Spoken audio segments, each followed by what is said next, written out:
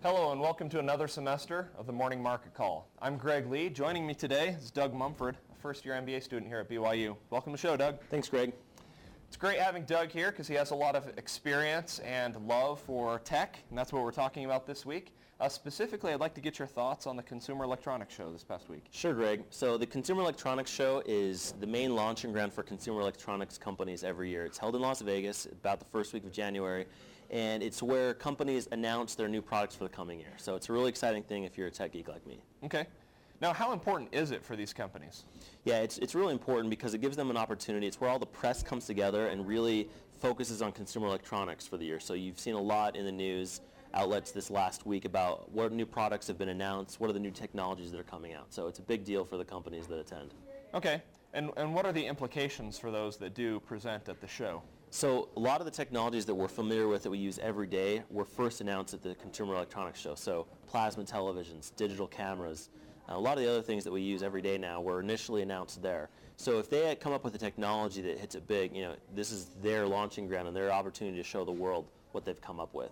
Now, one of the things that sort of casts a cloud over the show is that Apple, which is the darling of the Consumer Electronics Show right now, the consumer electronics industry, they refuse to attend this show. So everyone is talking about them, but they're not actually there. So you're suggesting that Apple kind of does its own thing? I know, hard to believe, right? Interesting.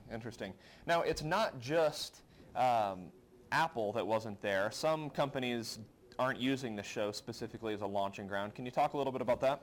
One of the other companies that sort of went along Apple's lines by not attending the show but making an announcement anyway was Google.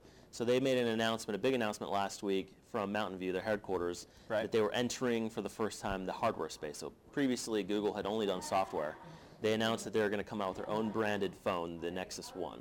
Okay. And we'll actually be talking about that a little bit later this week. So tell me what Apple's plans are with their new tablet. Apple's always very tight-lipped about any products coming out. They usually don't say a lot, but there's so much rumor going around. People are talking about it. The biggest rumor right now is the iSlate or the iTablet. We don't really know what it's going to be called, but it will be some kind of a tablet-based device similar to the iPhone, but quite a bit larger with like a 10-inch screen. Okay. And so there were a lot of companies releasing similar type products at CES, but of course no one quite has the aura of Apple. So we'll see what they do. They're supposed to, the rumor is that they're going to announce something in the next 2 weeks, so we'll see. Interesting. All right, now returning to the show itself, there was some really interesting stuff going on recently, specifically, after effects of the Avatar movie. Can you talk a little bit about 3D and what that's doing in the market? Absolutely. So 3D is something that the movie industry is using right now to draw consumers back into the movie theaters. And of course, in home theaters, people always want what you can get in the theater experience. So this year, Panasonic was one of the companies that made a big announcement by actually announcing a shipping date for the first 3D-equipped plasma television. So an exciting thing. For most consumers, that's probably going to be a couple years away because it will require both a new television that supports 3D, a new Blu-ray player, not just the Blu-ray players that are out right now, but a specific Blu-ray player that integrates 3D technology. You have to wear 3D glasses, and you have to have a 3D-capable Blu-ray disc, which there are none available yet. Sure. So there's some pieces, but the groundwork is being laid so that in a year or two down the road, we'll be able to enjoy 3D on televisions in our own home. Now, just as a caution to our viewers real quick, that's probably going to be expensive, isn't it? Yeah, initially technologies that just come out are for early adopters. They're priced pretty highly. If you remember when the iPhone was first announced, it was $600. Of course, 2-3 years later, it's now $199. Sure. So it'll be expensive for the first year or two and then should come down and be available for everyone. Yeah, that price discrimination is critical to these companies just getting started.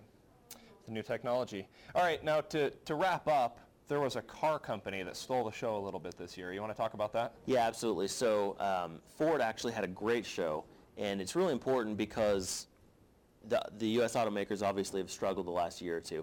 They announced additions, really revamping what's called their sync technology. It's the electronics technology they put into their car. So they had a Ford Taurus there that had, and this is actually going to be shipping on their Ford Taurus models. Really exciting. So integrated Wi-Fi inside the car. So if you're near a Wi-Fi hotspot or you have a 3G internet connection via your computer, it'll integrate through the rest of the car and give you internet capabilities in the car. There's a touch screen above the dashboard. There's another LCD display right above your dash. And so a lot of integration. Then the steering wheel has got additional electronic controls. So really integrating a lot of technologies into the car itself. And a lot of people were really talking about that, how exciting it's going to be, and hopefully we'll get some buzz for Ford and kind of get them onto the track again. Sure. Well, thank you so much, Doug, for being with us on the show today. We really appreciate it. No problem. Thanks for inviting me. Viewers, thank you for tuning in. We'll see you next time on the Morning Market Call. The Morning Market Call is a production of the Marion School of Business at Brigham Young University and is made possible by generous donations from Larry Padgett and Gary Williams. This webcast was produced by Greg Lee, Tim Hart, Julie Kellett, and Jonathan Marugi.